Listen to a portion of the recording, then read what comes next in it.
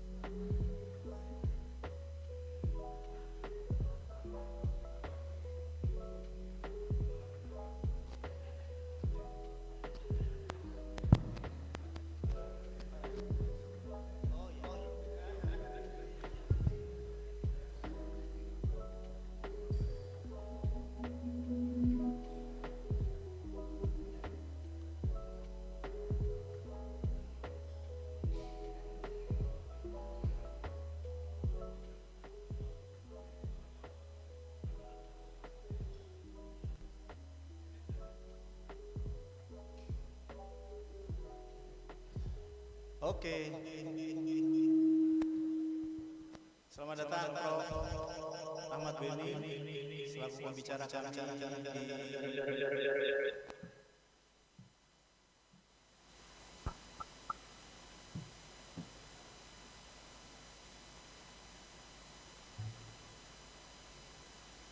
lalu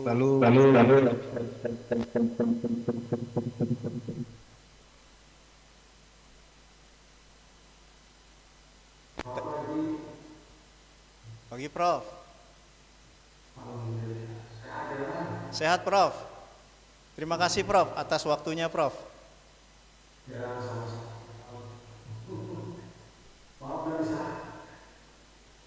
Iya, harapan kita Prof Beni bisa hadir ke sini nih biar makan durian bareng lagi di sini nanti. Ini samping saya Prof Nurjaman ini. Nur Asman di sebelah. Oke.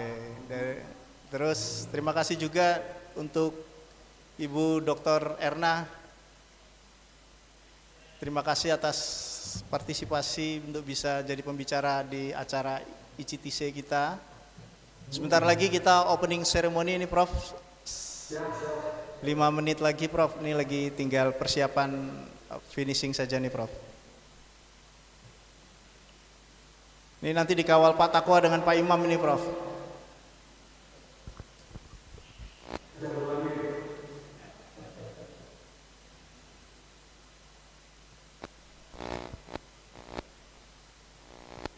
Dimulai.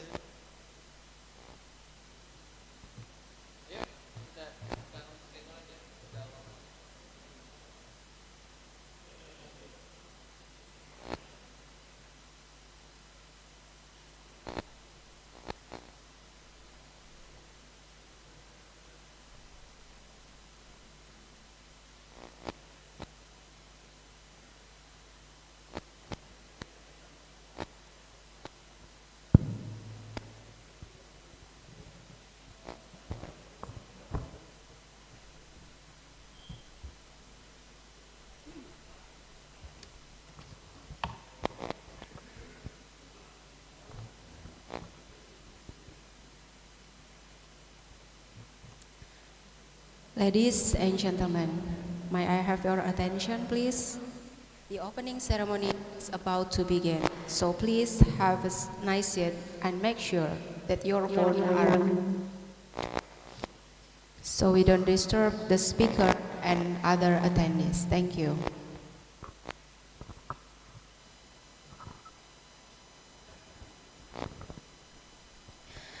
Excellencies, distinguished guests, participants, ladies and gentlemen. Assalamualaikum warahmatullahi wabarakatuh. On the behalf of the committee, I, Farida Tunida, as the Miss of Ceremony today, would like to extend a warm welcome to all of you from the main building of Universitas Amikom Purwokerto for the opening ceremony of the 7th International Conference of Information Technology, Information System, and Electrical Engineering, or ICTC. It is an honor for me to inform you that among us here, we have the Chancellor of Universitas Amikom Purwokerto, Dr. Berlilana MKom MSI, the General Chair of ICTC, Mr. Rizky Wahyudi MKom, the Chairman of IEEE Computer Society Indonesia, Prof. Dr. Insinyur Ford Lumban Gaul, Prof. Ahmad Beni Mutiara from Universitas Gunadarma, Associate Professor Dr. Nur Asman Abu from University Technical Malaysia Melaka, Mrs. Adistya Erna Permanasari from Universitas Gajah Mada Indonesia, and also the presenters of ICTC. This conference is held hybrid, online and offline, in collaboration with Universitas Amikom Purwokerto, Department of Electrical Engineering and Information Technology, Universitas Gajah Mada, Universitas Amikom Purwokerto, Indonesia Computer Chapter, and IEEE Indonesian Section. The theme of this year ICTC is Innovation in Artificial Intelligence for Sustainable Digitalized Society.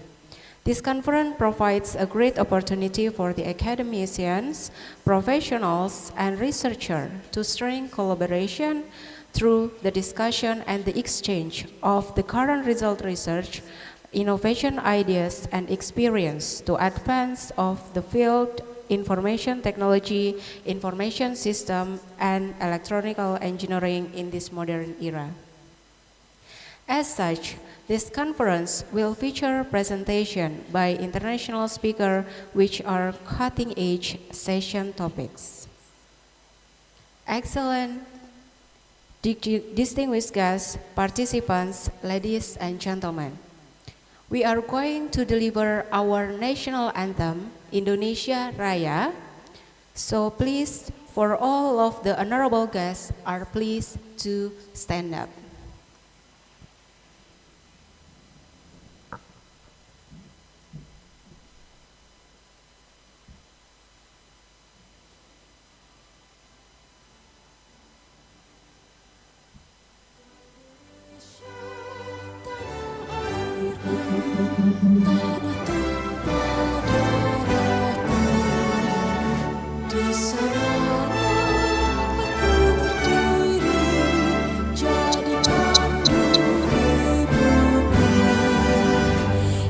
Indonesia kebangsaanku, bangsa dan tanah airku, marilah kita bersatu, Indonesia bersatu.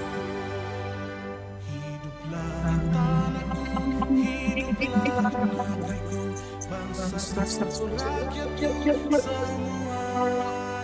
Bangunlah jiwanya, bangunlah badannya.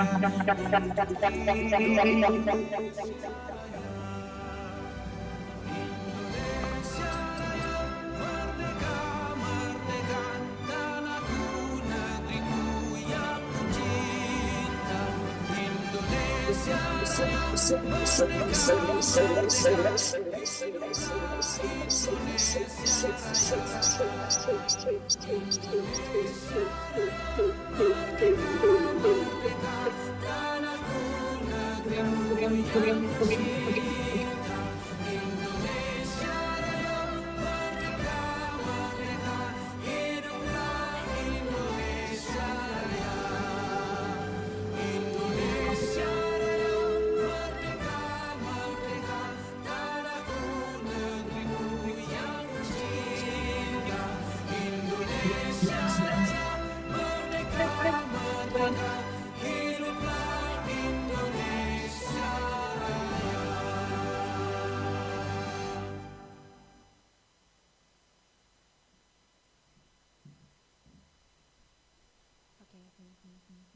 Thank you very much.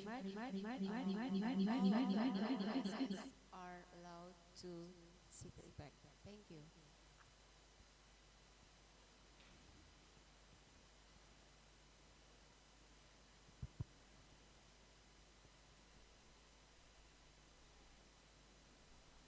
Excellencies, distinguished guests, participants, ladies and gentlemen.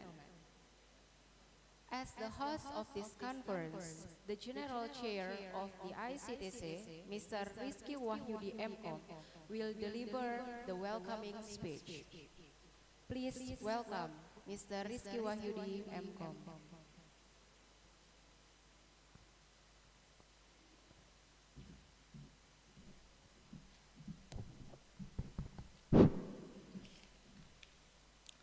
Assalamualaikum warahmatullahi wabarakatuh. Welcome to the 2023 International Conference Information Technology, Information System and Electrical Engineering. The topic of this conference is Innovation in Artificial Intelligence for Sustainable Digitalized Society. This is the 7th international conference organized by Universitas Amikom Purwokerto in collaboration with Universitas Gadjah Mada and Universitas Amikom Yogyakarta. Supported by IEEE Computer Society Indonesia. The event will be held for 2 days, from Wednesday to Thursday, the 29 to 30 November 2023 in Purwokerto, Indonesia. The keynote speaker are Professor Ahmad Beni Mutiara from Universitas Gunadarma, Indonesia. Professor Madya Nur Asman Abu, University Technical Malaysia, Melaka. And Adistia Erna Permanasari, PhD from Universitas Gadjah Mada, Indonesia. As a sign of our appreciation for their valuable contribution to the conference, we would like to express our gratitude to the honorable speaker. Also, we would like to thank the participant committee and all of the people who given support for the running of this conference. Out of the 175 registrants from 12 countries, we accept 81 papers from 55 institutions in 11 countries consist Indonesia, South Korea, Malaysia, United States, Iraq, China, Nigeria, Benin, Japan, South Africa, and Taiwan. We hope that all presenters and participants have an enjoyable and memorable experience attending this conference, both in person and virtually, and that everyone found that conference informative, rewarding, and beneficial. Thank you.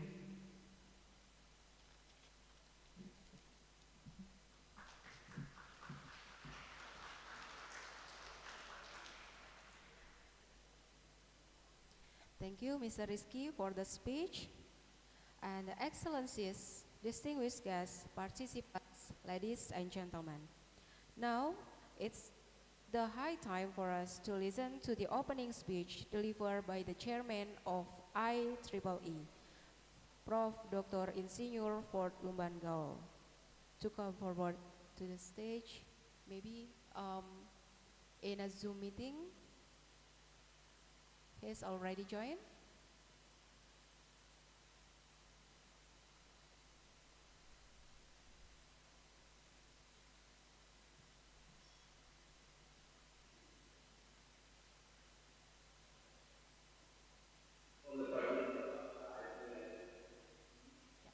Okay.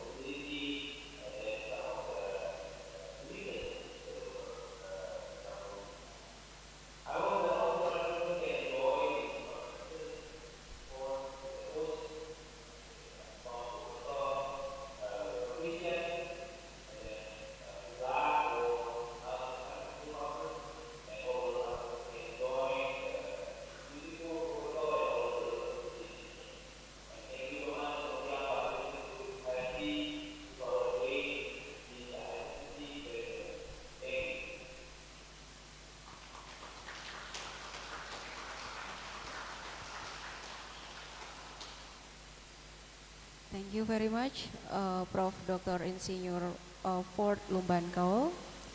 Excellencies, distinguished guests, participants, ladies and gentlemen. It's now my deep pleasure to introduce the Chancellor of Universitas Amikom Purwokerto, Dr. Berlilana MKom MSI, to deliver the opening speech. And afterward, we would like to request the Chancellor to officially open the 7 ICITISEE.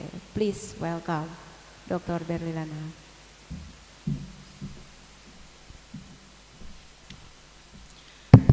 Bismillahirrahmanirrahim. Assalamualaikum warahmatullahi wabarakatuh. Yang sama-sama kita hormati para pembicara pada International Conference hari ini. Yang pertama adalah Profesor Dr. Ahmad Beni Mutiara. Beliau adalah Ketua Umum Aptikom sekaligus Guru Besar di Universitas Gunadarma. Yang kedua, Profesor Nur Azman Abu dari University Technical Malaysia, Malaka. Yang ketiga, Ibu Dr. Erna Permanasari dari Universitas Gadjah Mada.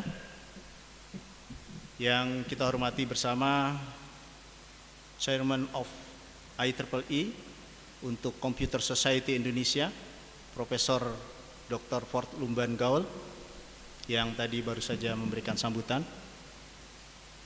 Rektor Universitas Amikom Yogyakarta, Profesor Dr. M. Suyanto, beliau juga sekaligus Dewan Pembina, Ketua Dewan Pembina di Universitas Amikom Yogyakarta. Ketua DTTI, Departemen di Universitas Gadjah Mada, Profesor Hanum, serta para tamu undangan dan peserta yang berbahagia. Alhamdulillah, puji syukur kepada Allah Subhanahu wa taala, pada hari ini kita semua bisa hadir berkumpul di ruang aula ini dalam rangka mengikuti International Conference yang diselenggarakan oleh Universitas Amikom Purwokerto bekerja sama dengan Universitas Gadjah Mada dan Universitas Amikom Yogyakarta. Kegiatan ini sudah memasuki tahun ke-7. Tadi berdasarkan laporan dari panitia bahwa kegiatan International Conference hari ini diikuti oleh 11 negara. Ini merupakan sebuah kebanggaan bagi Universitas Amikom Purwokerto selaku host dan penyelenggara. Mudah-mudahan acara International Conference ini bisa berjalan dengan baik dan lancar, karena tadi dari 11 negara, ada yang dari Jepang, Amerika, Afrika Selatan. Kalau tadi saya bincang dengan Pak Imam Tajuddin, di Jepang itu berarti 2 jam lebih dulu dibandingkan Indonesia. Berarti sekarang di Jepang sudah jam 10.30. Kalau di Amerika itu selisihnya 12 jam. Berarti kalau kita di sini pagi, di sana malam. Nah, mudah-mudahan acara ini berjalan dengan baik dan lancar, dan dengan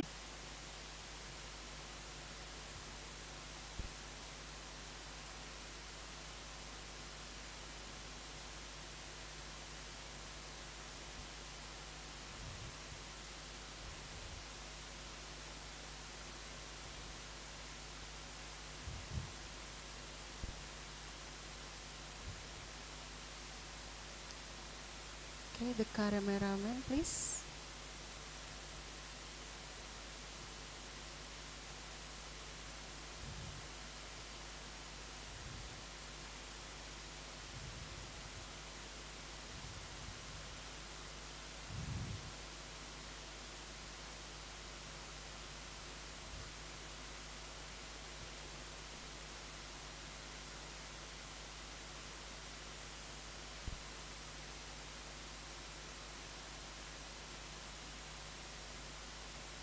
Well, I will have the cameraman to take the photo. I will count it back from 3, 2, 1.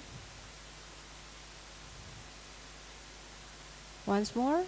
3, 2, 1. Okay, once more. 3, 2, 1.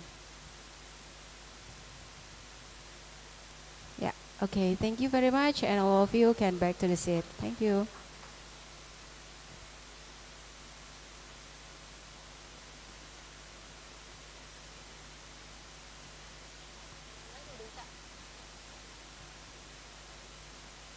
Oh yeah, okay.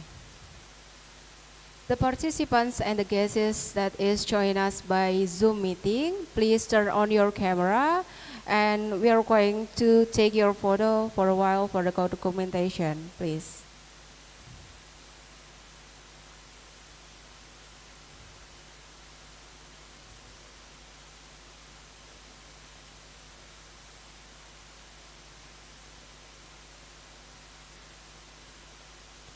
Yeah, okay. We remind all the participants, presenter, and also the guests who join us by Zoom meeting for turning on your camera and also set your background because we are going to take your photo in a few minutes.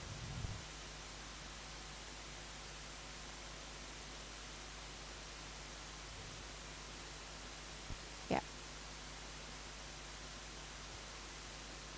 We still wait for you to turning on your camera. Please, anyone in a Zoom meeting? Yeah, okay, thank you very much. So we are going to take your photo in the first slide. 3, 2, 1. And then on the second slide,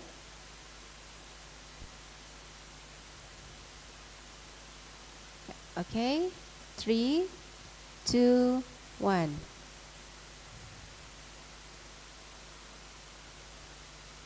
Once more.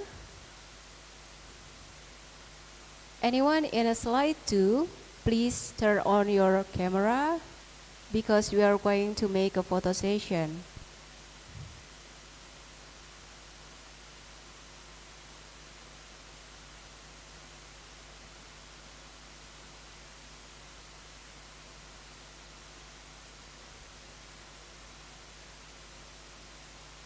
Yeah, okay, we are going to take your photo in a 3, 2, 1.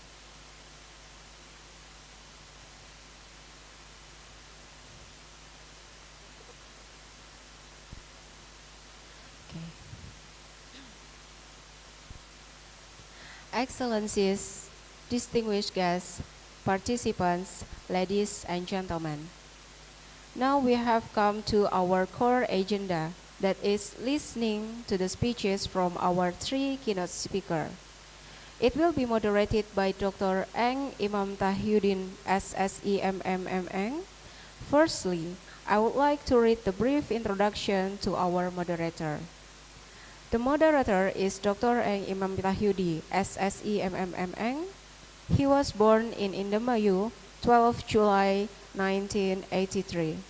He specialized in data mining, basic statistics, discrete mathematics, big data and analytics, machine learning, and decision support system. Now, he is currently taking engineering profession program in engineering faculty, Universitas Gadjah Mada. He took a postdoctoral program in computer science department, Universitas Gadjah Mada in 2023, and electrical engineering and computer science department, Kanazawa University, Japan. His expertise is proven by 36 publication researches in Scopus. He also has wrote 15 books. Well, without any delay, let us invite, please welcome to Dr. Imam Tahyudin to the stage, please.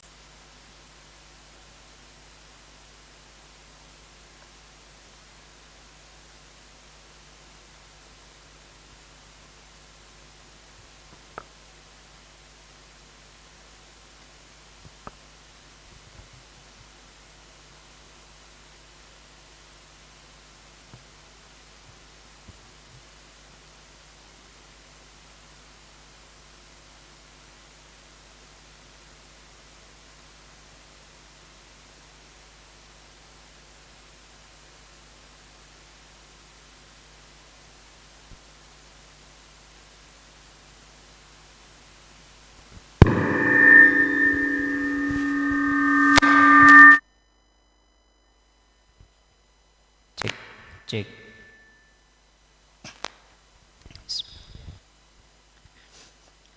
Assalamualaikum warahmatullahi wabarakatuh. Good morning, ladies and gentlemen. Alhamdulillahirabbil alamin. Wa bihi nasta'inu ala umuri dunya waddin wa ala alihi washabbihi ajma'in, amma ba'du. Thank you for the time. This is the parallel session. We have 3 keynote speakers. The first one is the Professor Dr. Renat Ahmad Beni Mutiara, and the second one is the Associate Professor Dr. Nur Azman Abu, and the third one is Adistia Erna Permanasari, PhD. Okay, ladies and gentlemen, actually I will invite the speakers in offline but lecture.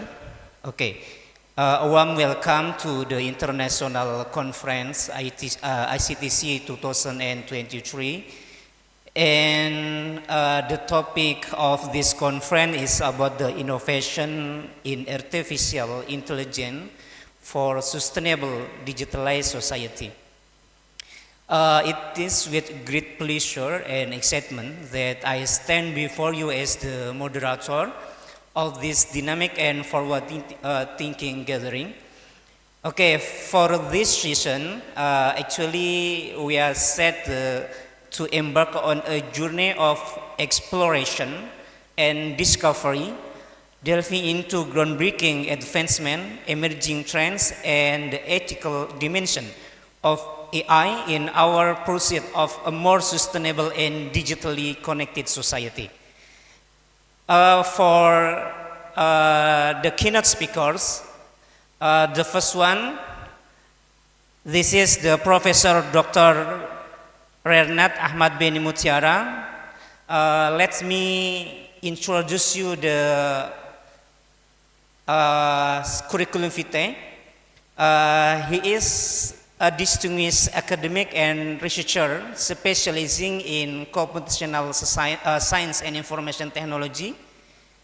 He earned his bachelor degree in physics and informatic engineering, and following this, he pursued a master and a doctorate in computation and at Universitas Göttingen, Germany. Yeah? And then focusing on molecular dynamics simulation and Monte Carlo simulation in physics. He has actively contributed to academia, excelling in teaching and research supervision.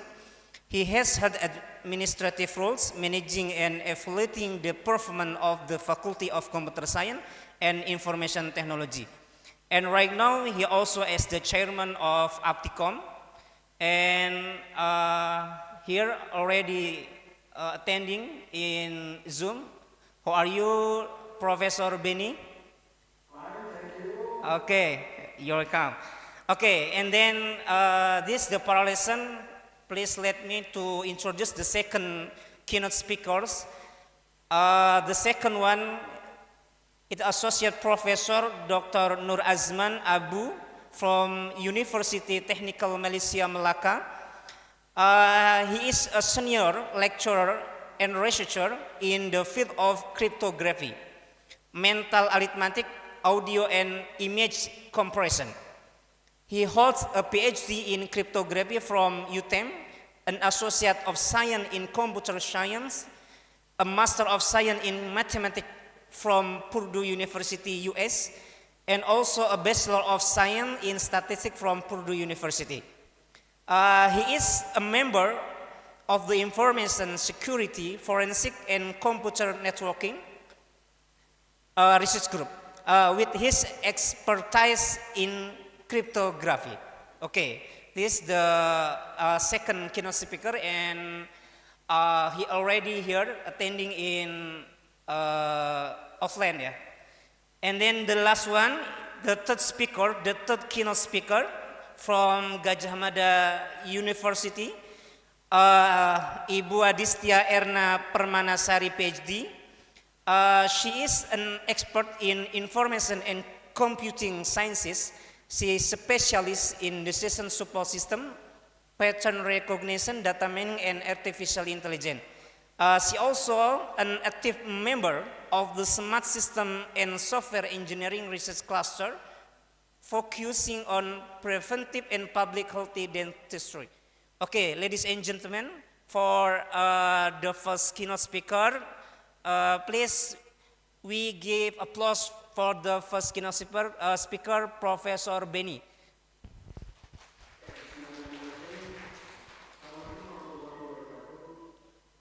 Assalamualaikum warahmatullahi wabarakatuh. Yes, I am Imam Tahyudin, Prof. Yes, you're welcome.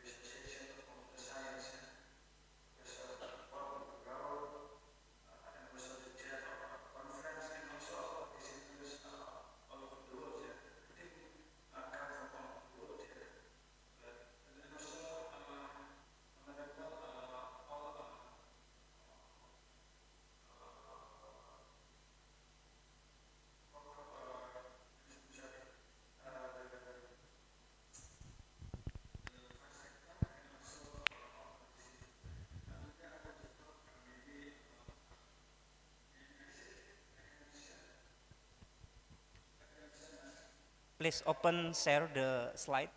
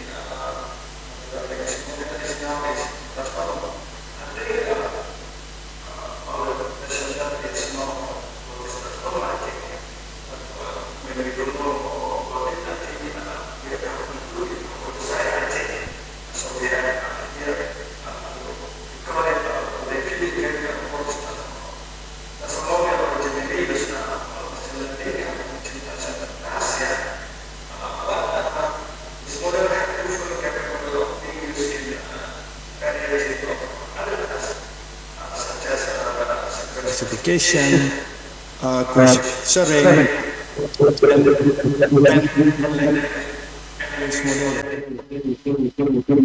suara saya terdengar ya? Suara saya terdengar Pak ya?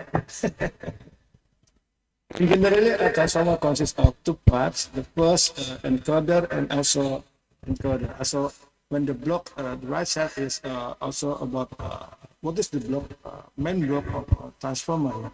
The first one is encoder, and then the second is decoder. Also, the input one is come to encoder, and then will be keep the result next to encoder, and then we have the output of the transformer. Next, so transformer-based language model that is currently trending is namely OpenAI, GPT, and also BET from Google, and then XLNet. I want to talk two big one OpenGPT and also BET Especially we only discuss GPT and BET, and GPT do not use the entire transformer part, but only the encoder or decoder part. The problem with the standard language model is that if you use a transformer as a language model, then with the self-attention mechanism, the model can cheat, by looking at the all words in the input sentence. So that is, in order to use the language model, self-attention need to be limited to learn only from previous words. Next, also OpenGPT. What is OpenGPT? Definition: GPT stands for generative pattern transformer, and then GPT model only use decoder block here from transformer, and we have now today is maybe a GPT-4, or maybe go to GPT-5, but the previous ones is GPT-2 and then GPT-3. It's an advance of development of GPT, and the development in question is training with largest data set and more parameter. Next, OpenGPT, the version with transformer, that's GPT has no encoder and only use most part of decoder here, and the size then from 12 to 48 block decoder. We can see the image here and the graphic here. That's the first one is decoder with I can see here. Sorry, can make it closer. So we can see in the last one is maybe 48 block decoder. This is the attention at the development of GPT. Maybe the next one, GPT-4 or GPT-5 is more grosser as here. So here maybe just 48 block decoder we use here. Next. And then OpenGPT, the word is similar to that transformer, but GPT only use, we can call it mass self-attention, and then a feed-forward neural network. And then GPT here do not use second self-attention layer. Here we can call it encoder attention decoder. This is just to test, use to train language model on GPT, and we call it GR. The right side is block GPT, and then the right side is block transformer. Next, what is BET? Definition: BET is a definition of bidirectional encoder representation from transformer.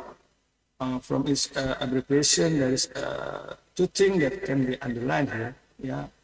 So BET using one part of transformer here, namely encoder. And then BET is bidirectional, meaning that it turns from two directions, left to the right, and then right to the left. Next. What the difference with transformer that only use a decoder but only use a last number of encoder, yeah? Doesn't use doesn't have a decoder or doesn't use a decoder. And the encoder transformer has 8 hits, yeah?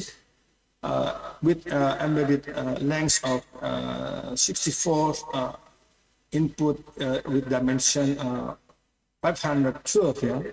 While BAT has 12 heads with its embedding length of 64. So with input here in dimension 768, yeah? And then in behind bottom is what is the block, real block of beds, yeah? And then we have the 8 model of 8 hits, and then the right side is a bed with 12 heads, yeah? Next. So what is the difference between GPT and BERT, yeah? The learning objective is following. The next difference is the learning objectives used in the pre-trained language, yeah, model. Just like other ML model, yeah, GPT use a standard language model or CLM, yeah, which predict that sentence that appear next. While BERT use two-way language modeling or masking language model. So here, left to the right language model, and then the right side is bidirectional or masking language model. So it's followed by BERT, and the left side is only left to the right language model is followed by GPT. Yeah? Next. In more detail, BERT use more specific tests. Yeah, the first is masked language model. We can abbreviate it MLM. This predict cover words, yeah, or masking words, yeah. And the second is use next sentence prediction. And we abbreviate with NSP, yeah. We'll check whether two input, yeah, a sentence appear consecutively in the next, or there is no relationship at all, yeah. And the next. So here the architecture model of BERT and GPT. So the standard is transformer is the left side, yeah, and then in the middle is model of GPT, and the right side is BERT. Yeah, you can see that BERT only use an encoder part, and while OpenAI GPT use decoder here. Also, here we can show only GPT-3. Yeah? Next, maybe we can show what is GPT-4, and maybe what is GPT-5. Yeah. Next, the use of one-of-part transformer. Also, why only use one-of-part encoder or decoder? The motivation why TLM, yeah, transformer language model only use one-of-part of transformer can be seen in this part, in this paper. Sorry. So we can download in HTTP, yeah, RG PDF, also with the title of generating Wikipedia by summarizing long sequences. So this is the motivation why we can use only one part of transformer. So before GPT appears, it was the first paper to propose a decoder-only model. Also, transformer, as we know, that's use two-part, yeah, encoder and decoder. This is give a motivation. This paper give motivation to us that we can use only one part. So the first paper here is to propose decoder-only model. What the state of this paper is, we also suspect that for monolingual text-to-text task rather than information is relearn about language in decoder and encoder. Yeah, so we believe that this allow for easier. Yeah, well, the keyword is easier optimization. Yeah, and empirically observes this with longer sequence. Also, the keyword here is that why the paper is very famous, yeah, and make us a motivation that's easier to optimize. Yeah.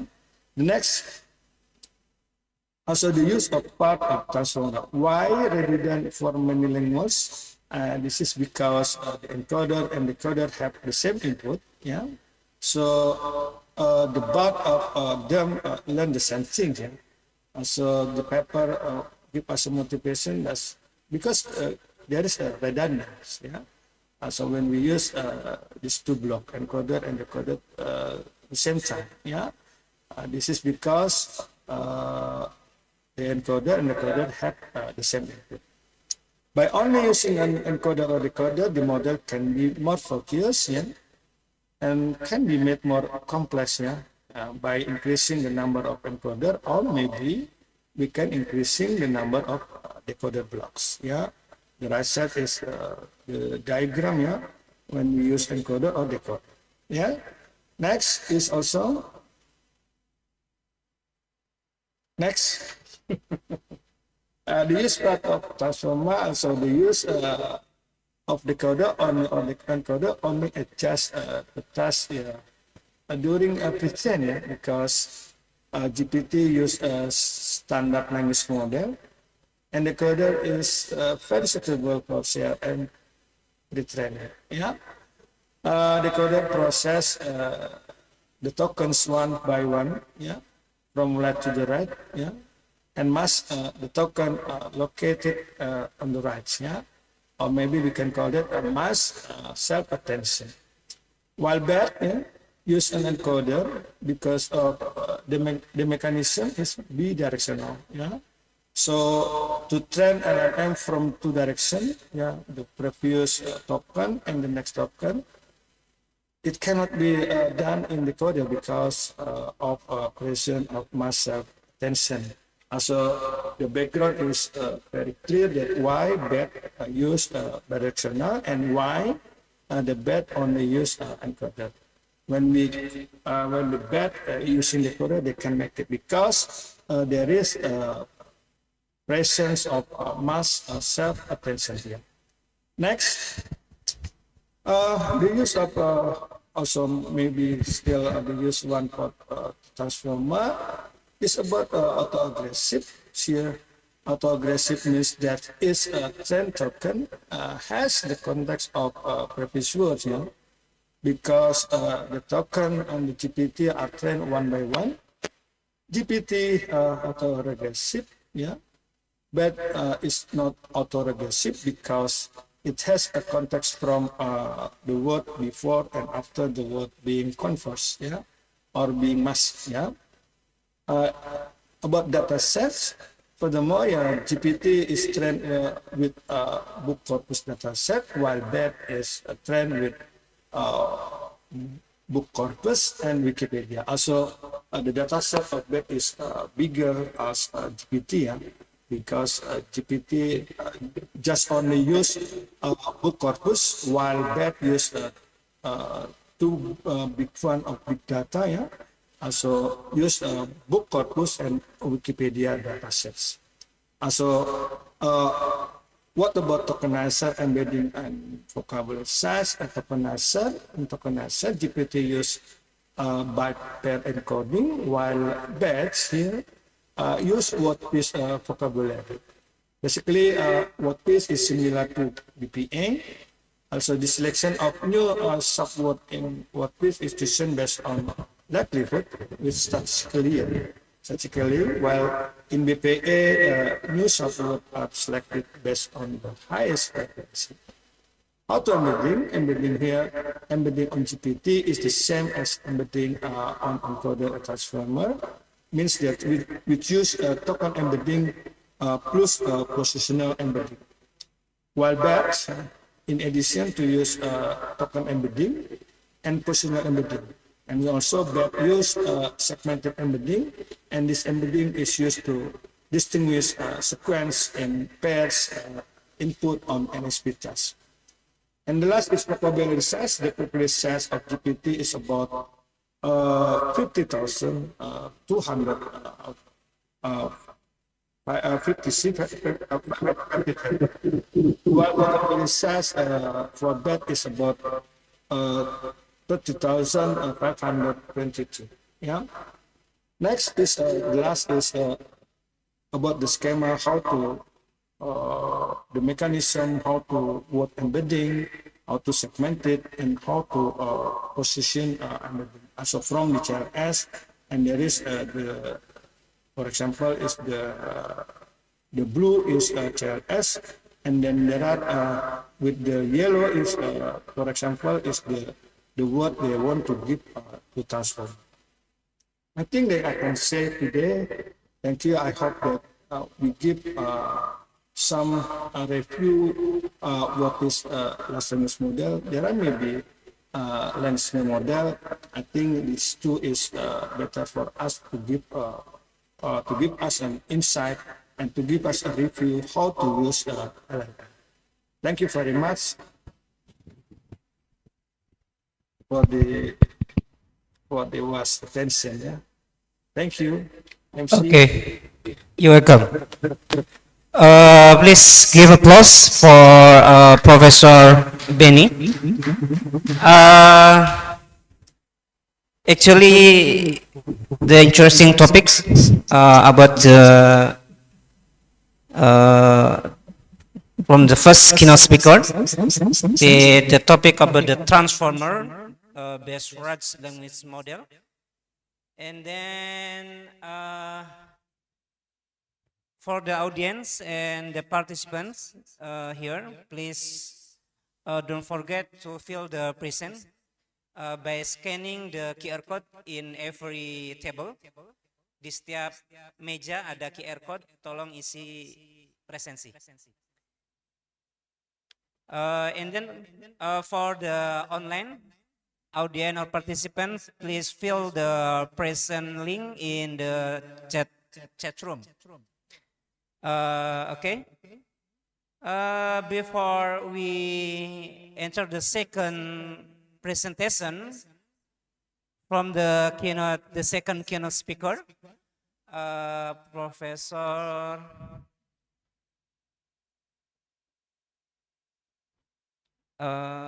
It's already here. Professor Dr. Nur Azman Abu. Okay, not yet. Professor Benny, it is okay if we directly for the question first, question and answer session. Prof. Benny. Yes, okay, please. Okay. Okay. We have the time to question and answer session for Professor Benny. Maybe in the this room there is anyone to give the question, please. I think we all should understand about this. Ah, Understand about it. I just okay. Yeah. feel about it, like I think. Yeah. Maybe for the online audience.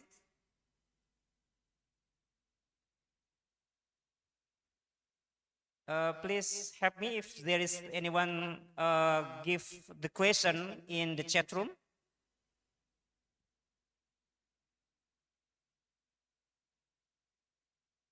Miss Nadia. Nadia. There is the question in chat room? No. No. Okay.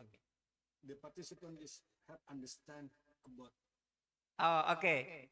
Okay. Now already attending here for the second keynote speakers, Professor Dr. Nur Azman Abu. Please come to the stage.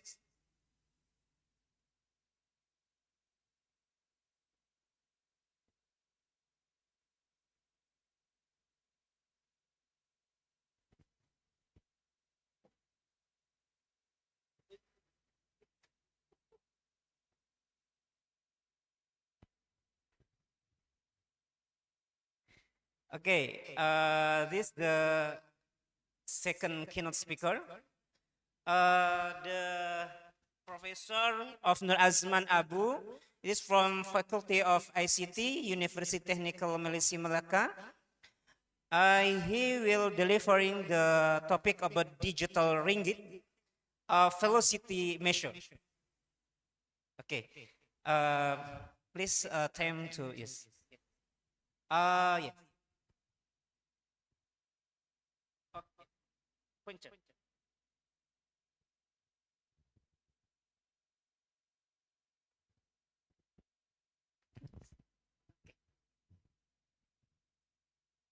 Oke, biasa berdiri.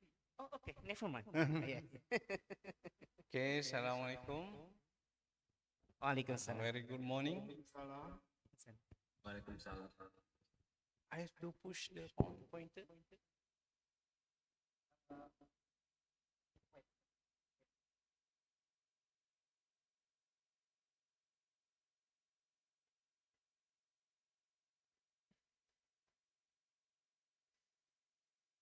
Biasa duduk.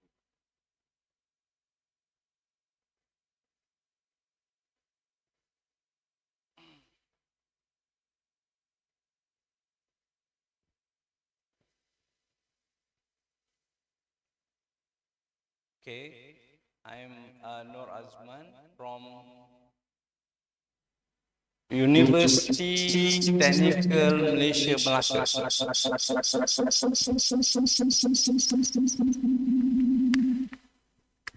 So I would like to present, this is one of my projects called Digital Ringgit.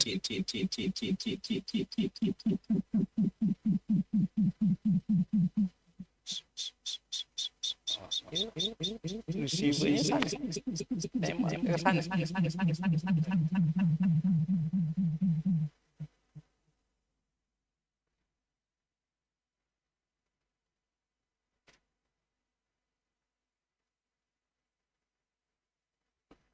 So right now is a popular concept. Most of the central bank, kalau di sini central bank panggilnya bank. Kalau di Malaysia bank negara Malaysia. Di sini bank central bank. Bank Rakyat Indonesia.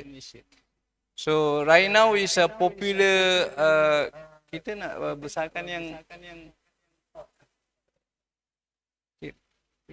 right now is a popular transition from paper money. So now what we have is a basically paperless money. Electronic system is a banking system. Right now is a banking system. So the problem is, the question is, where is the money coming from? Wangnya datang dari mana? Sebelum ni kita ada wang kertas, kita ada currency. So right now is a popular concept, central bank digital currency. Central bank digital currency. So kita nak tengok sekarang, this is academically the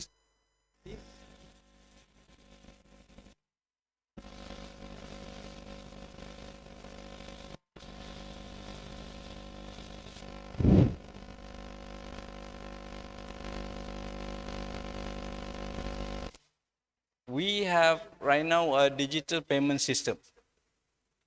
We want to check the element of success in the digital payment system. We want to propose a mechanism. Di sini saya sebut digital ringgit. Okay, boleh ditukar kepada rupiah. So, what is the success factor of online system? So, we want to propose a transition from paper money. Right now we have electronic payment system. What is the transition to the CDBC? Okay, we want to check on velocity measure. So under current transition, have lost measure. Apabila siapa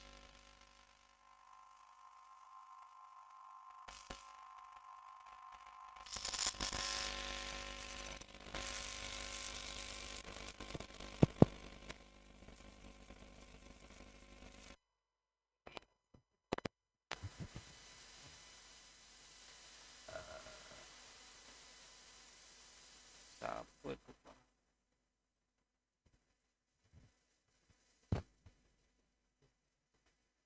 Mak di mana? Yang atas. Okey.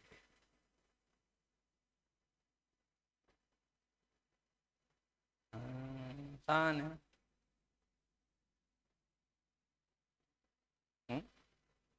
Sini. Sini ke depan. Okay, we will start with we want to make a digital ringgit as good as the paper money. So this is the idea. Of course, everybody is now pushing for CBDC. So CBDC basically they want to have a faster, cheaper payment system. Kita tengok what is the problem. So we will start about money. Money is a measure of economic activity. Today is a means of exchange, is a store of value. So we will have. It's very important to have a good design of CBDC as a new form of money. So here in this project, we want to introduce the term called digital ringgit. So the problem with the concept of CBDC hari ini, the current concept we have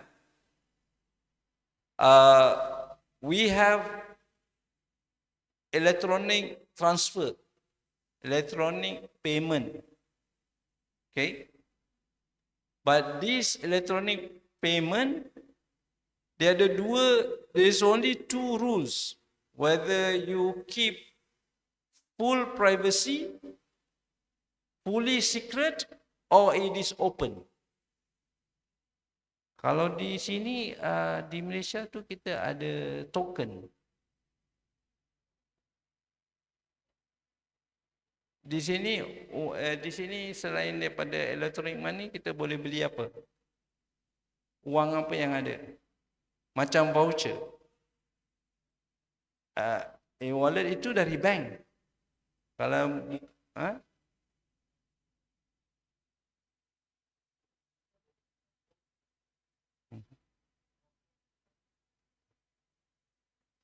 digital money. So where is the digital money coming from? That is the problem. Okay, we have lost the appearance of the paper money. So we want to check quickly what is the challenge, what is the element, what is the design and application. So we will have the top layer of money is always gold and silver. So then we will have USD has taken over the role of gold and silver. Now all other money earlier has to be rated according to US dollar. Okay. Now if we have digital money, I give example here in Malaysia we have Eon. So this is a gift voucher. Gift voucher ni kita beli voucher, we can spend on the supermarket. There is no voucher. Okay. Now we want to make as good as paper money as digital money and is behave like a voucher. So if you want to make money, traditionally we have to keep a reserve of gold. So you will see United States has the most gold reserve on paper. So they have 8,000 tons of gold. But these 8,000 tons of gold, nobody alive have seen this gold. Tak ada siapa pernah tengok emas ni. Ada ke tak ada? Agak-agak ada ke tak ada? Tapi kalau kita tengok ranking Malaysia tu agak rendah lah. Kita cuma ada 38 tons of gold. Indonesia 78. So you will see that right now, a lot of people is pushing for their own digital money. So of course, the two big player right now, we will say the sponsor of BRICS. We have digital ruble, digital yuan. We will see how this money goes. Oh, kita tembak di depan.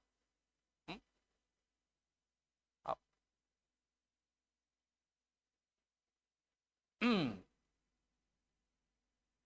So this is a basic payment system. So the current payment system is called central payment system. We can pay over the cloud. This is central payment system. But there is another competitor we will have right now, for example, Bitcoin. Bitcoin is not centralized payment system. So the issue here, number satu, privacy protection. Do we have privacy protection for our current system? Kita assume je lah. We do not have the law of privacy. We do not have a tradition of privacy. So earlier we will have bank intermediation. So mungkin kita bank yang berbeza, tapi kita boleh transfer duit. The bank intermediation. So the issue is a transferable system. It's a payment, it's transfer money to the system. Next is identity verification. Today, identity is represented by the smartphone. So it's not really the person, it's a smartphone that represents the identity. So what is the problem? Earlier we will see some update, current update. In 2016 in India, we will start recall the big money. Okay, the big paper money. So in China, they have introduced a digital renminbi, they call it. So right now, Bank Negara in Malaysia, they are blocking the transaction above 25,000. So kalau di sini berapa limit amount of money we can transfer?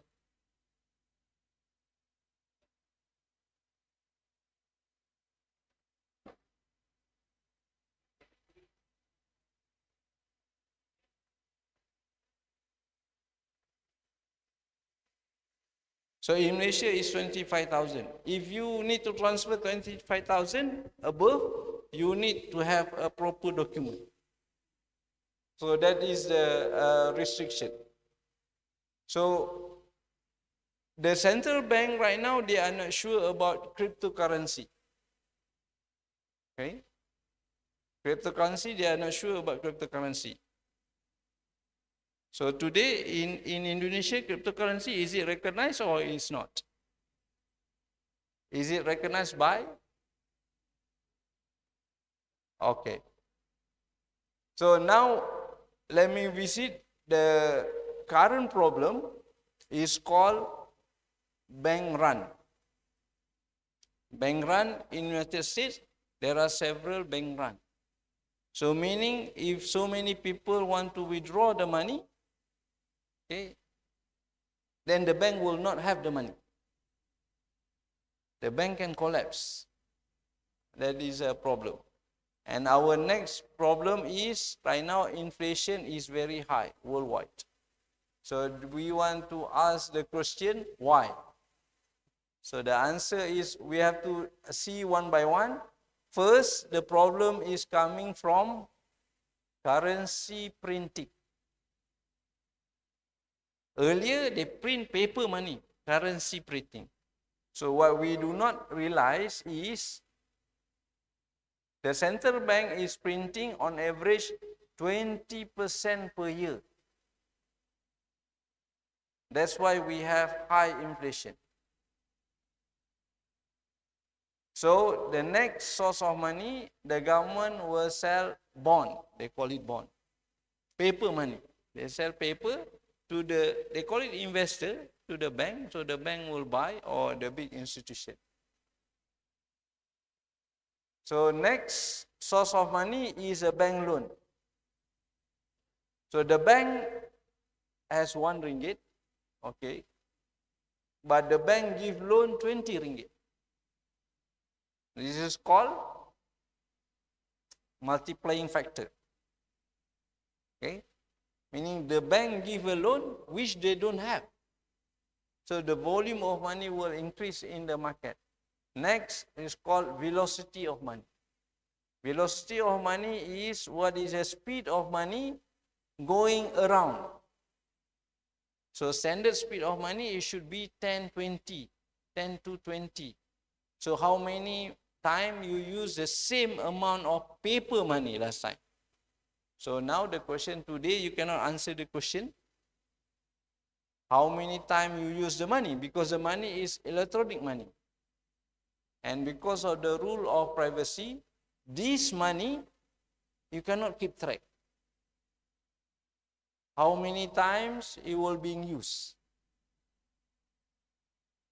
So next problem is transfer of money from big money to small money. For example, you apply for the loan. Loan sepatutnya untuk beli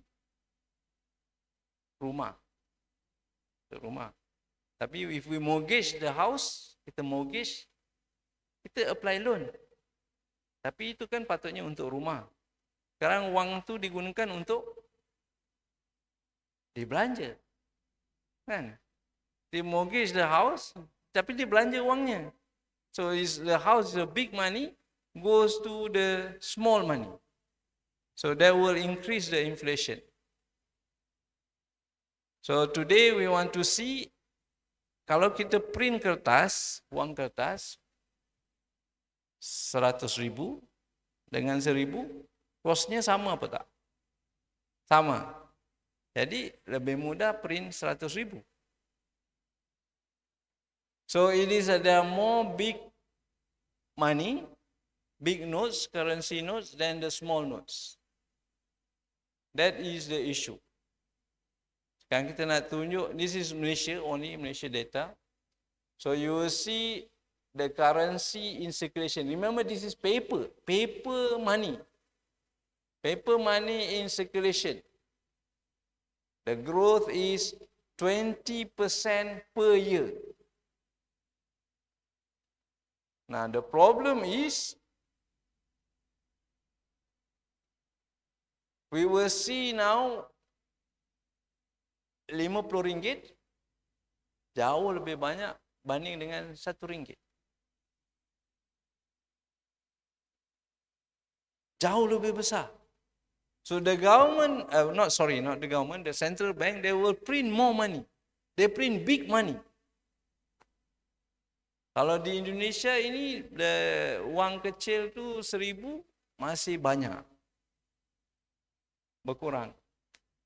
Kalau 10.000 banding dengan 100.000.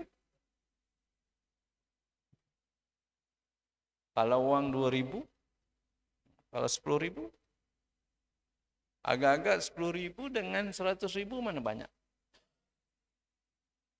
Tak betul. Jawapannya 100.000. Yang beredar, tengok nombor tu. Yang beredar sebenarnya 100,000 lebih tinggi daripada 10,000. Ya kalau Malaysia tu RM50, 74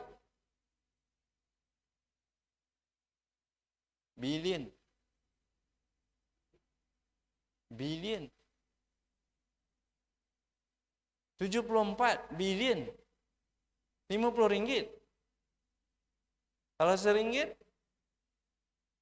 cuma ada 3 bilion. Itu bukan bilion ringgit, bilion kertas. So the government is very easy to print big money. It's cheaper to print big money. It's the same cost to print big money than the small money. So this is the source of inflation. So this is the current challenge. If we want to design new money, the question is, we have to be able to do transaction online. So the challenge is, the current online system is vulnerable to database attack. So the next question is, right now, kita cerita velocity of money. Velocity of money means per unit money, berapa kali kita gunakan. Itu dia panggil velocity. Kalau dulu kertas lah, kertas tu kita gunakan berapa kali? 10 kali hingga 20 kali. That is velocity of money. Jadi hari ini, because of the current electronic system, we cannot keep track of the velocity. So, velocity yang ada, the velocity will go down. Okay. So, this is the new design. This is the design that I propose. So, I like to propose is a new design for the digital ringgit.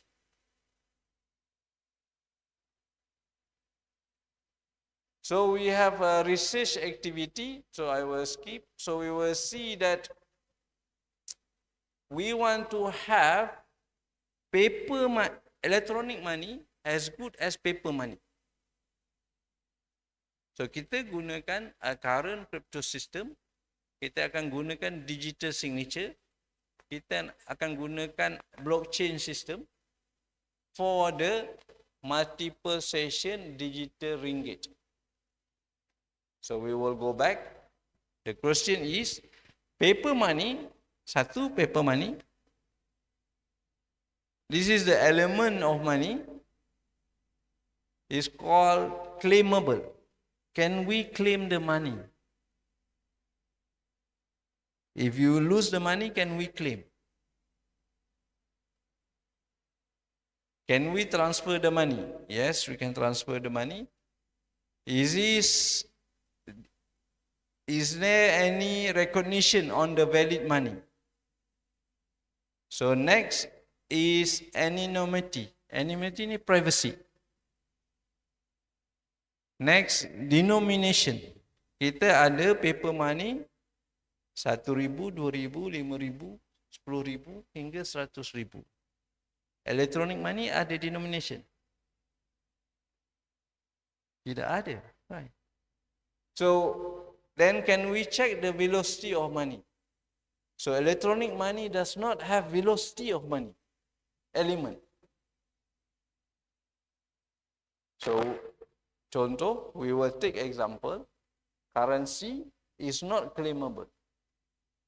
Kalau kita hilang, dia hilang. Kita tak boleh claim. Paper money, this is paper money. Kalau credit card, kita boleh claim. Kita salah guna, hilang, kita boleh claim. Kalau debit card, kita boleh claim. And it goes on down. Kalau Bitcoin, kalau kita hilang password, tak boleh claim.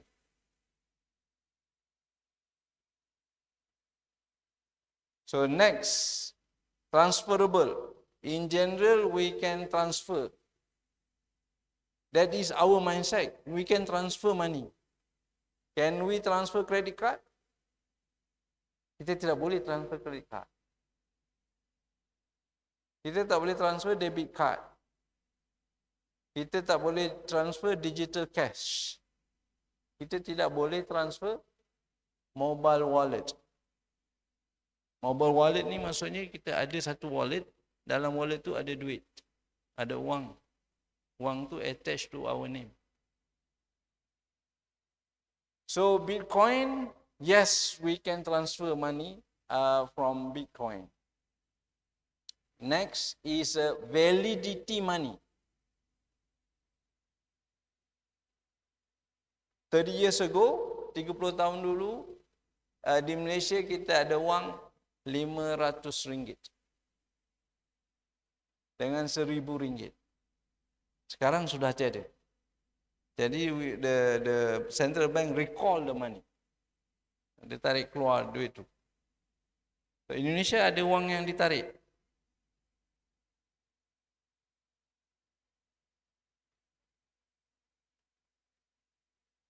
The old money. Small money. 100 rupiah.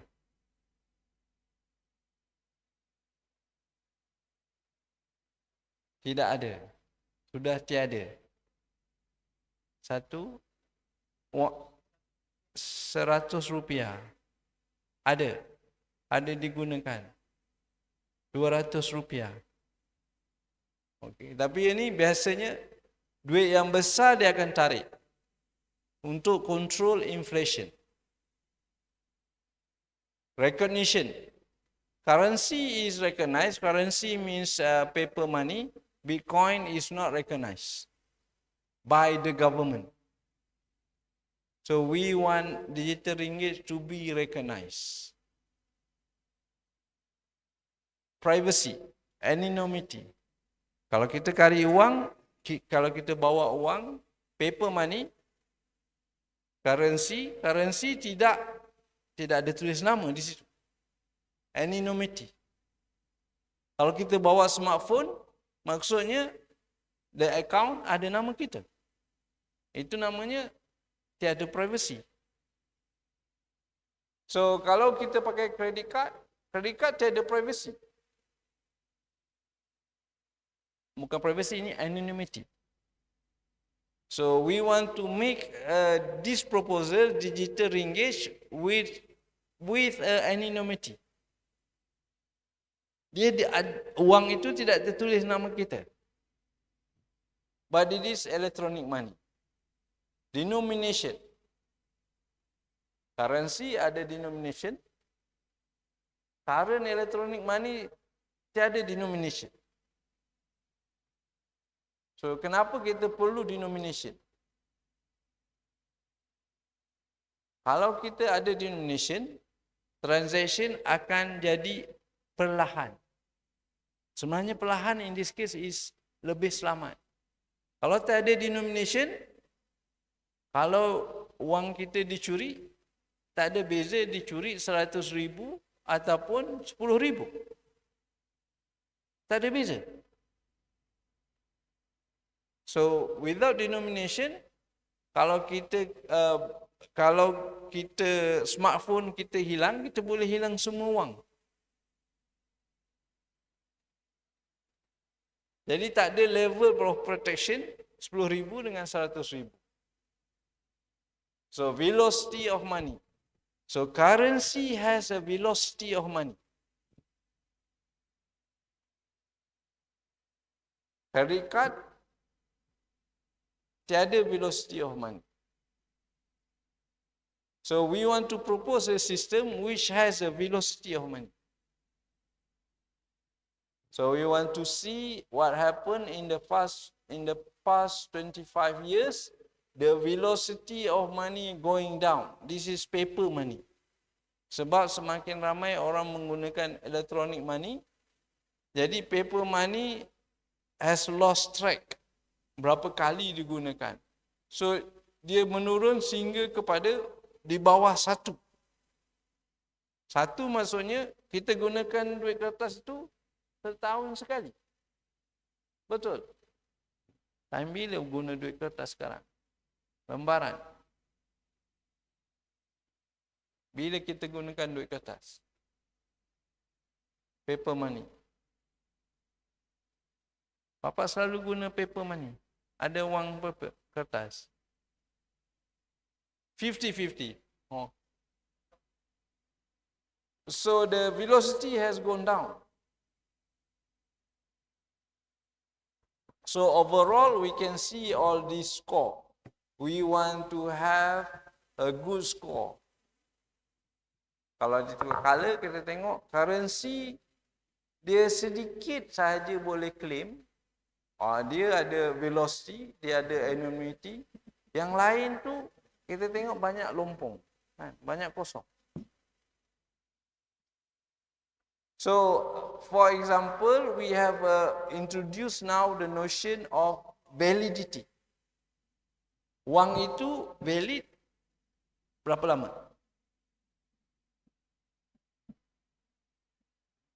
For the currency, tiada. Kalau paper, tak ada validity. Kalau credit card kan 5 tahun. Kita beri 5 tahun. Boleh guna. Now we introduce digital ringgit, dia ada validity. So wang itu harus pulang. Pulang ke issuer. Contoh, ni contoh. Kita akan ambil 10 ringgit, dia ada digital signature. So this is the same paper money with a serial number produced by a central bank, but it is digitally signed by the bank. There is a validity date. Tapi ini elektronik, tak apa, bila dia pulang boleh ganti balik dengan duit yang baru, dengan validity yang baru. So this is at the proposal stage. This is my proposal project. So to show that, and if we want to introduce, we have to introduce one time digital ringgit. Meaning kita harus guna sekali aja. Harus pulang ke bank. Bank boleh ganti baru. So once we get used to it, when the user get used to it, then we can have a new the new system. So each money will carry digital signature by the bank. So the bank issue the money, the bank dapat duit kertas, wang kertas, dia akan print wang kertas, scan wang kertas, then dia akan sign. Jadi the receiver recognize the digital signature of the bank, then he will accept the money. Like Amazon card, like voucher, one time. So next we can have more time. So this is the cryptographic design process. So from the money, we will produce a paper with a digital signature. Now the money doesn't have our name. The money does not carry our name. Okay. So we are using the smartphone. We can pay using the smartphone, but it has to be individual paper picture to be sent. Kita we do not punch in the number. Sekarang kita punch the number. Contohnya 157,000.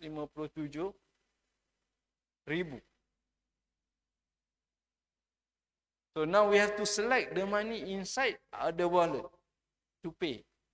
And each money is unique with a unique serial number. This is just a digital signature. So we have wallet. So the incoming money masuk dalam wallet, kita ada logbook of the wallet. This is to protect you tidak boleh belanja dua kali. It's called double spending. Sebab wang yang masuk, dia tak boleh masuk kali kedua. Because the number is different. So wang yang keluar also, dia tak boleh keluar dua kali. Because this is cryptographically replaced. The name, the number has been cryptographically replaced as from the money. So we can have a color system for all the money, like a barcode, just like a colorful paper money. So in Malaysia, we have a list of Act, Crime Law Act, Digital Signature Act. We have so many Act. So one of the Act is tidak dibenarkan untuk seseorang melanggar sistem keselamatan untuk paper money. That will be good. So we have Digital Signature Act, we have Crime Act, and so on. The question is, do we need another law to govern this digital ringgit money?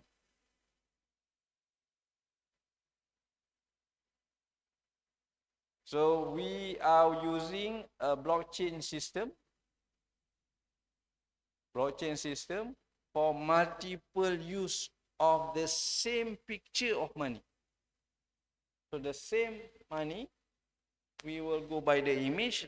So the image will be digitally signed by the user as it goes transfer from one person to another. Kita akan pakai blockchain. Sebab the same money, this is now not paper, this is picture. The picture has to be used so many times. If we can achieve multiple digital ringgit, then you see that we have all the success factor rate. So the user feels as if using the paper money.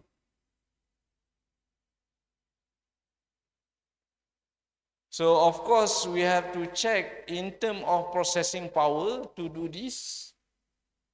So kita kena fikir, what is the processing power? Technically, what is the processing power to do this? So kita imagine sekarang electronic transaction, berapa electronic transaction sesaat ataupun sejam. We have check and keep track of the processing power. So as a conclusion, we have a cashless economy. We want a digital currency. The current digital currency that we have, current electronic system. Now, there is no rule siapa yang boleh print that money. Sekarang, electronic system. So there is a possibility, tak ada orang check, the system will collapse. There is no indicator for collapse. So this is what is happening. So kalau there is no supply of money, who can print the money?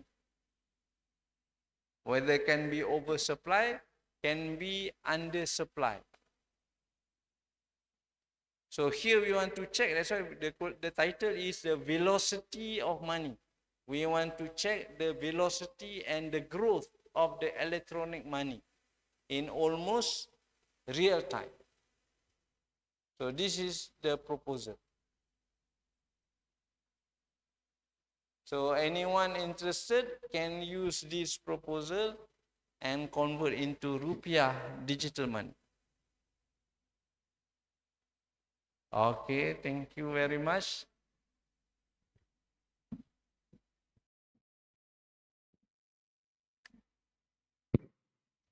Okay, thank you very much to Professor Nur Azman Abu. I think it is the interesting topic about the digital ringgit velocity measure. Okay, now we have the time for the answer and question and answer session. Please raise your hand if anybody wants to ask. Okay, yeah, Mr. Amin. All right. Good morning, everybody. My name is Saiful Amin, and for Professor Madya, I have some question actually. But first question is, talking about the velocity of digital money, or let's say red money, does it have direct impact to ringgit in Malaysia? What is the direct impact? And the second one is every country in the world will be cashless for the transaction, all transaction? I think that's two questions from me. Thank you so much. Okay. Okay. Very clear. So velocity of money, because of the velocity of money is going down, what happened is the central bank has to print more paper money. So to print more paper money is very costly. So they are trying to push for the population, for rakyat to go into more electronic money. Now, the problem with electronic money, there is no velocity. There is no current electronic money, there is no velocity measure. So in the what happened in around the world, so we must recognize there is two systems. There's called big money and retail money. Retail money means wang yang kita gunakan untuk perbelanjaan harian. So big money macam kita nak beli rumah, kita harus beli kereta. So the amount is big. So they want to control the retail money. So around the world it is expected, macam berlaku sekarang, 80% dia akan pergi nombor 80%, 80% of the people will use electronic money. But we must maintain 20% paper money. Dalam bandar-bandar besar, contoh di China, satu orang sekarang tak perlu pegang paper money. Di Malaysia, dia tunjuk cerita di Malaysia. So, semua orang bawa smartphone, dia pakai electronic money, account money. So, there is no paper money. So, recently, last month, when the service provider start to charge when you use the electronic money. Contohnya, you beli kuih, RM1, kan? Kalau dia charge 2 sen, perasan. Yeah. Beli RM1, kan? So you buy something, they charge small percent, but when the people realize, when the user realize the bank charging the service for that transaction, then start to drop. They stop using. They take back the paper money. We need paper money. So that's what happened. So at the moment, we will say 20% has to be kept in paper circulation. So, but the rule of advice today is a proper advice for everyone to keep your money 10% on paper. Yeah. Contoh hari ini, apa jadi kalau satu bank tutup? You ada satu bank account. Ada bank account, ada satu bank kan? Kalau bank itu tutup, what will happen? Tak bisa ambil uang. Esok you nak makan apa? Iya. So that's why it's advisable today we will keep paper money 10%. So there are so many incidents where one bank not collapse, but stop operation one day for some reason. So also today it is advisable we keep our saving money. 10% must be in gold, physical gold. So if the bank collapse, then the value of the gold will go 10 times. Meaning we are back in our same position. Okay? Okay, actually, this is still the project, right? Still the proposal to the government. So there is still not the impact to the Malaysia country because it is still the project for the proposal to the government. Yes. So why the professor propose again? How if it's implemented in Indonesia for the rupiah? Okay. Okay, in this room, maybe there is another who want to give question, or in the online room.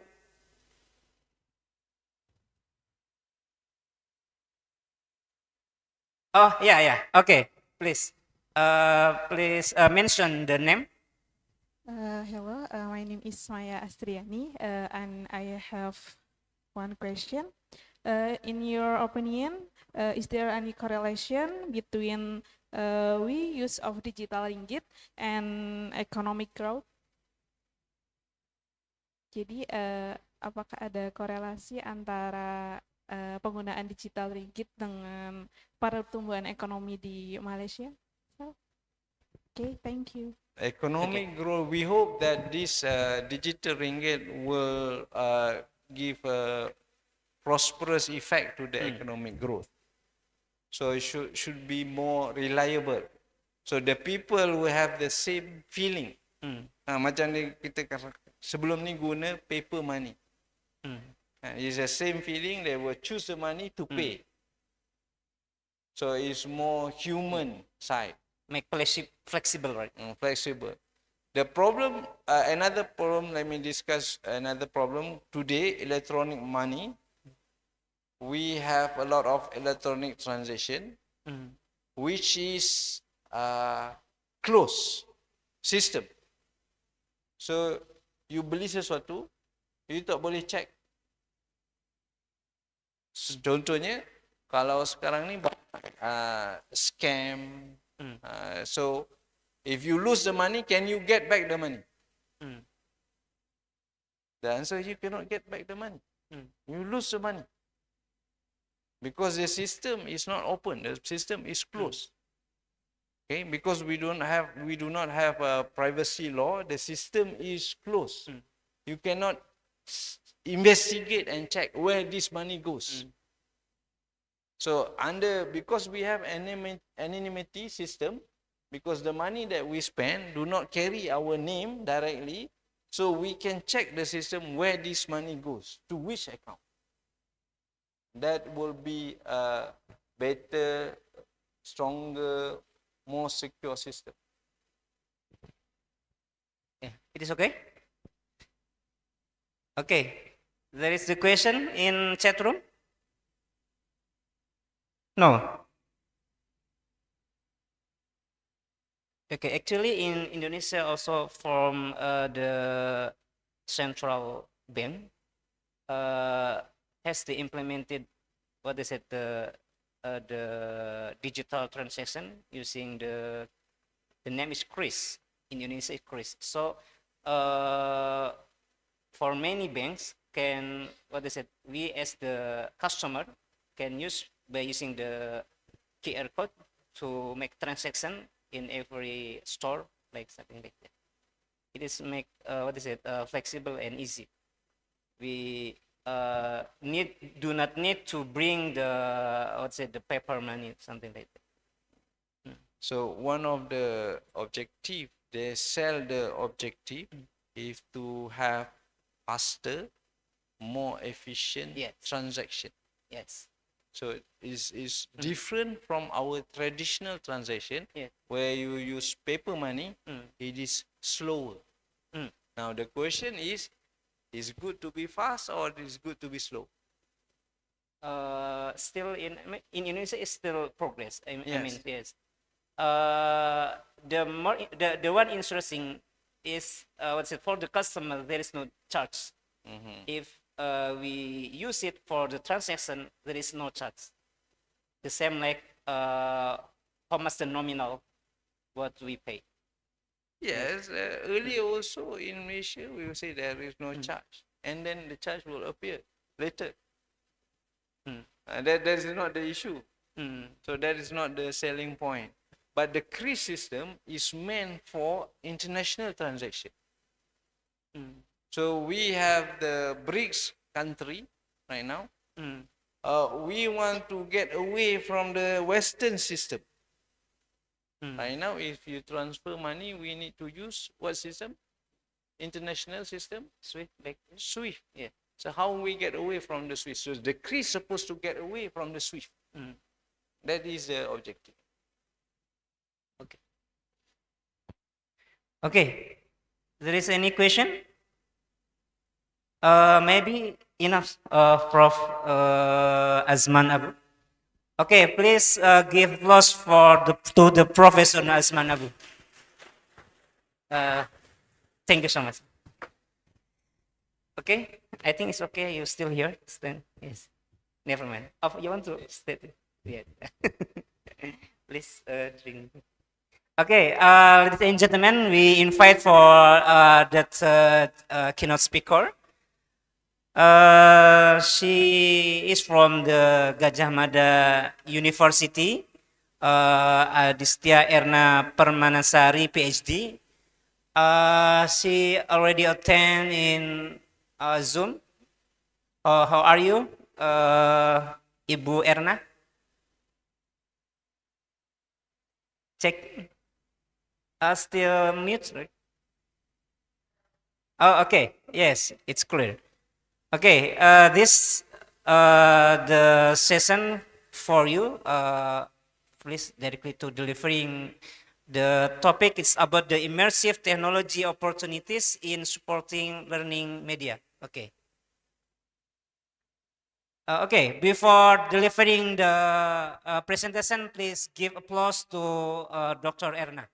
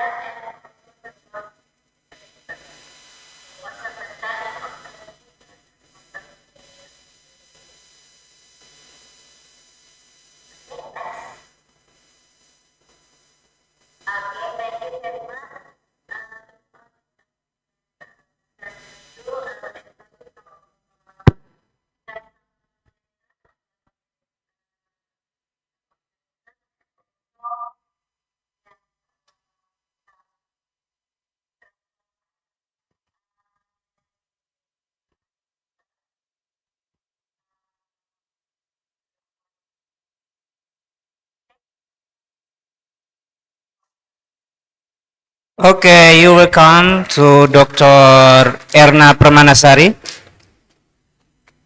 Okay, well, now is the question and answer session to the last keynote speakers.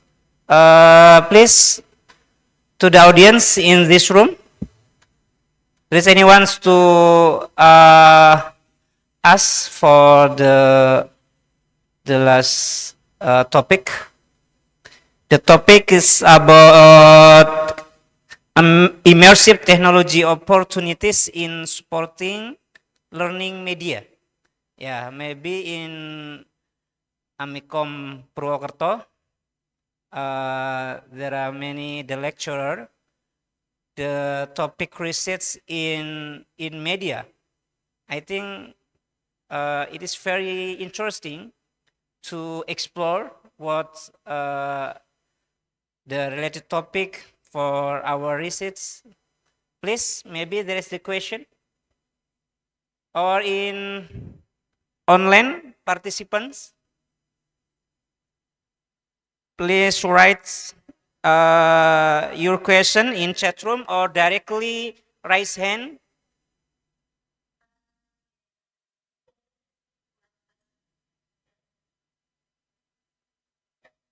In chat room.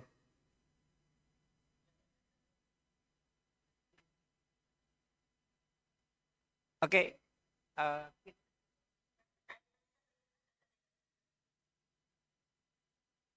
Okay, maybe I'm sorry. Please, the committee, please send me the question because I am not attend in Zoom. Okay, yes, this is the question.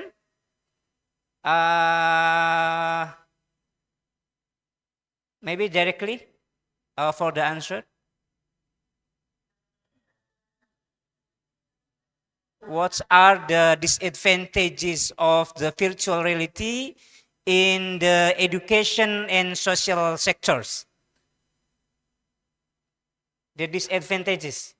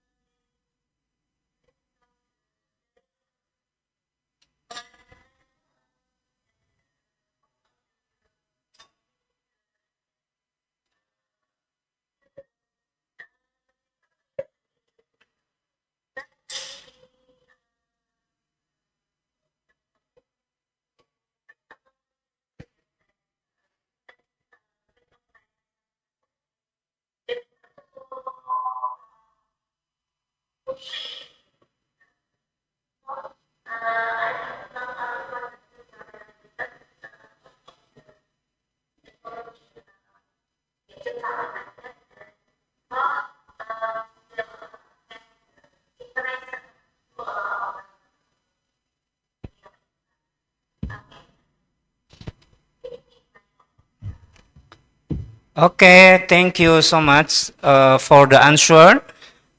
Okay, one question, one question again, please. Maybe there's anyone to give question. Mr. Andy.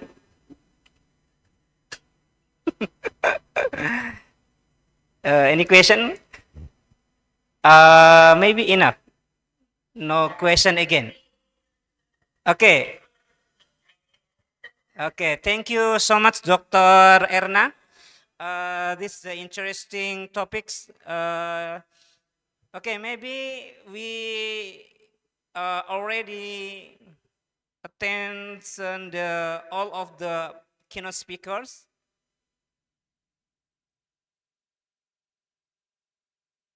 Okay.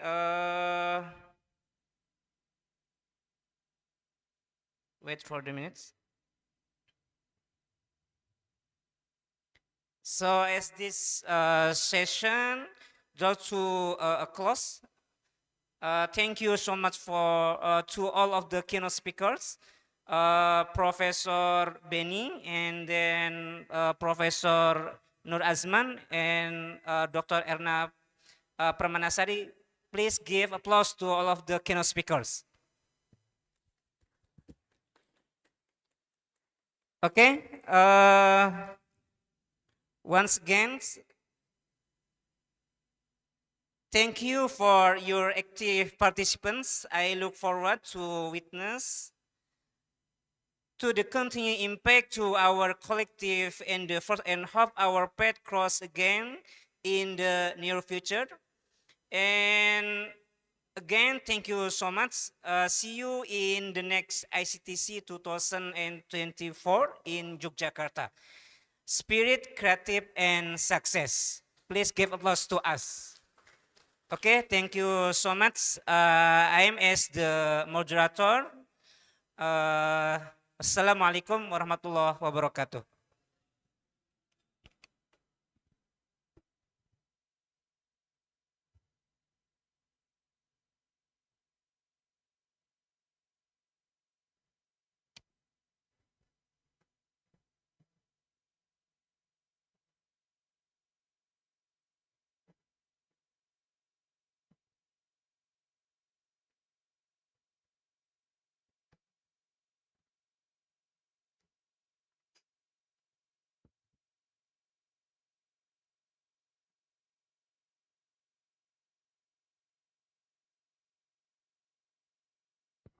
Break 5 menit dulu ya guys, karena kita nunggu Pak Ben.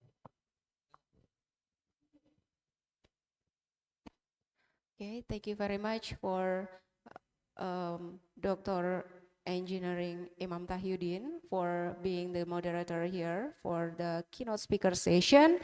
So, Excellencies, distinguished guests, participants, ladies and gentlemen, we are going to go actually to the next session that is about ceremonial gift, but we still wait for our counselor to pass the plaque. So we are going to break for around 2 minutes. Thank you.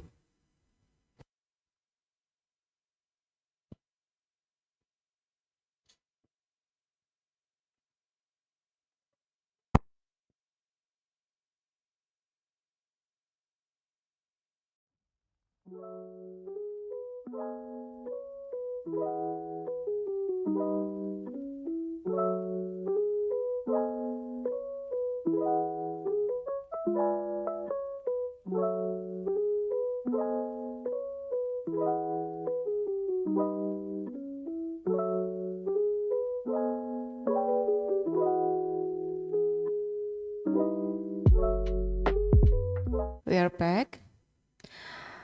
Ladies and gentlemen, we are going to start our ceremonial gift. So here is like to thank our 3 keynote speakers for sharing their valuable insight and expertise that they have shared with us today. With Mr. Nur Az, for the first keynote speaker is Dr. Ahmad Beni with the title of Transformer-Based Large Language Model or LLM. and then Nur, and then after that,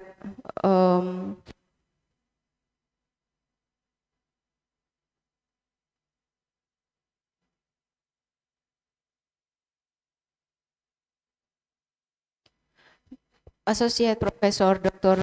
Man Abu from University Technical Malacca with the presentation entitled Digital Ringgit, a Velocity Measure, and then Mrs. Adistia Erna Permanasari with the presentation entitled Immerse Technology Opportunities in Supporting Learning Media.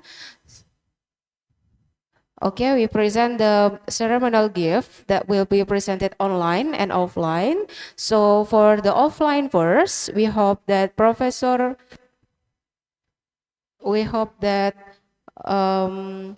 Associate Professor Dr. Nur Asman Abu to come into the stage to receive certificate and also the plaque.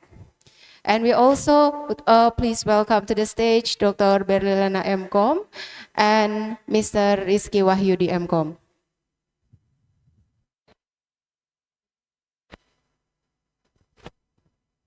Di plakatnya ya, di atas sini. Ya, itu nanti ada Mbak Fibi. Yeah. Okay, so firstly we are going to pass the plaque.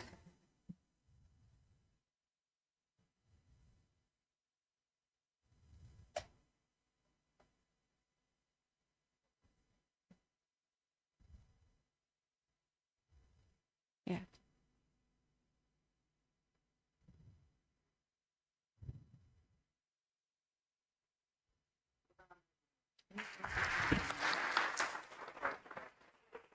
Thank you very much, Bapak Berlana. And then the next one, Mr. Rizky Wahyudi to pass the certificate.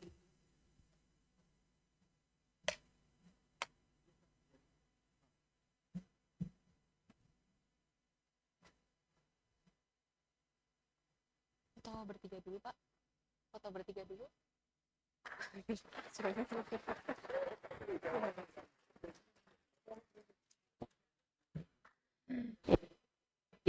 And then for the two speaker, Professor Dr. Ahmad Beni Mutiara, we also present the certificate online in the Zoom meeting as displayed on the screen. Thank you very much for your participation and your contribution to the research paper entitled Transformer Large Language Model, or LLM.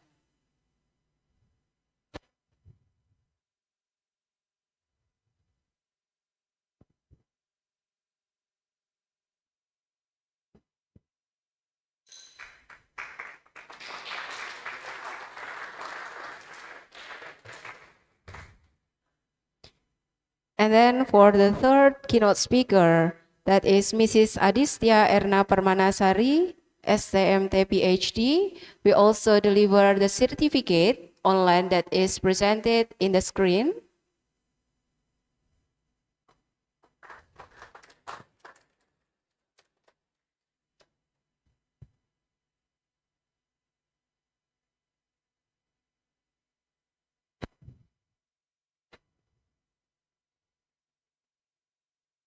Okay, thank you very much.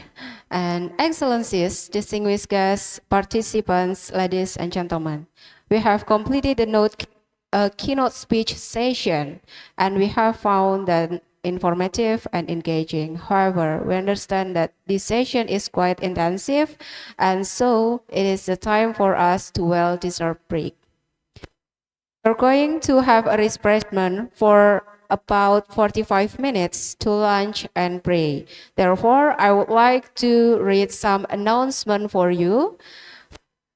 Anyone who sit in the line 1 and 2, you are welcome to take the dish by using the ticket we send you in the email as you do the registration. And then for the third and fourth line, untuk yang di baris ke-3 dan ke-4, itu nanti silahkan kalian menikmati jamuan makan siang di lantai 2, ya. Nanti bisa turun di lantai 2, you can find there. And also dealing with the next session, that is about parallel session.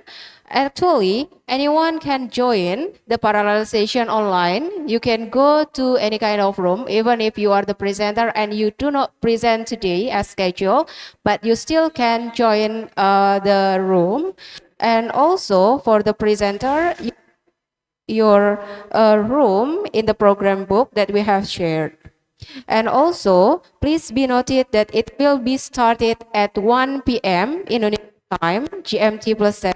So another country that is not in this area, you should make an adjustment. Then for the next session, for the next tomorrow session, you can also directly go to the parallel session as scheduled on the program book. And last but not least, thank you very much for attending this opening ceremony. Tomorrow we are going to have a closing ceremony and also awardee for the best presenter and also the best paper. So we hope that you can join the closing ceremony tomorrow. Then once again, thank you very much. I'm Farida Tunida and will be signed off for the opening ceremony. Wassalamualaikum warahmatullahi wabarakatuh.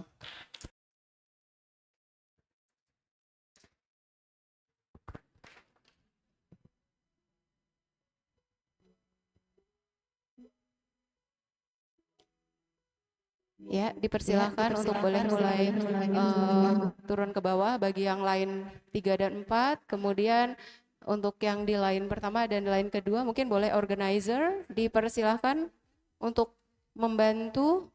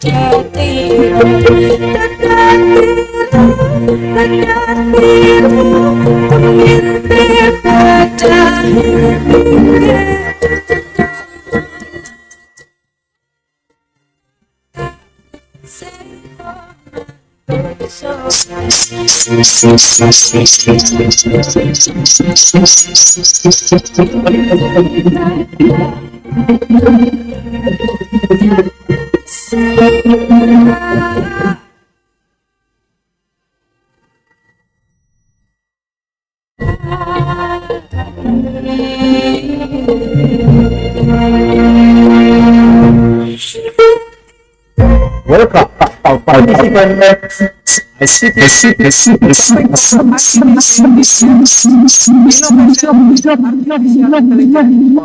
Sustainable digitalized.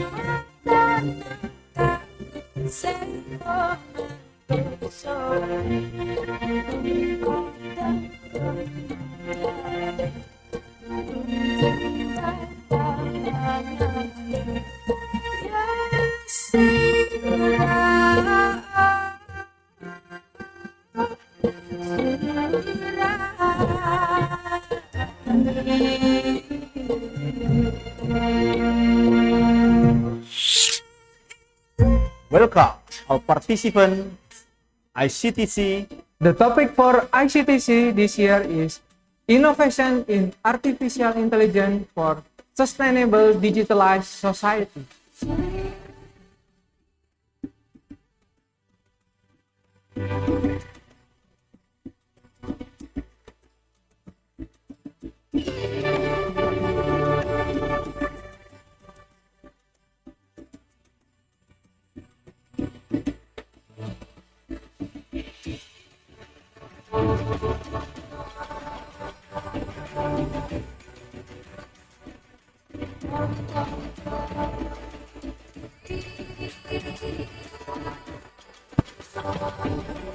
Cek. Cek, cek. Satu, dua, cek.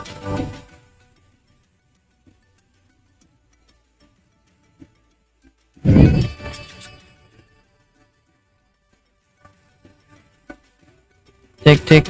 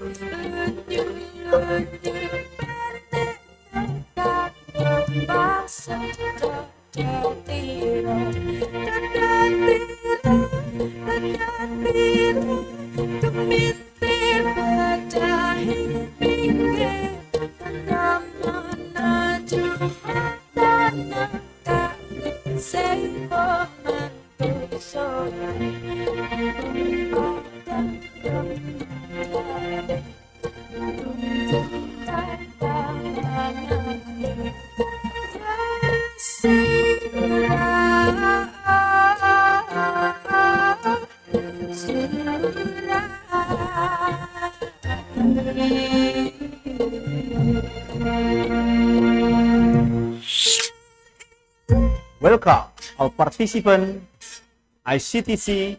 The topic for ICTC this year is Innovation in Artificial Intelligence for Sustainable Digitalized Society.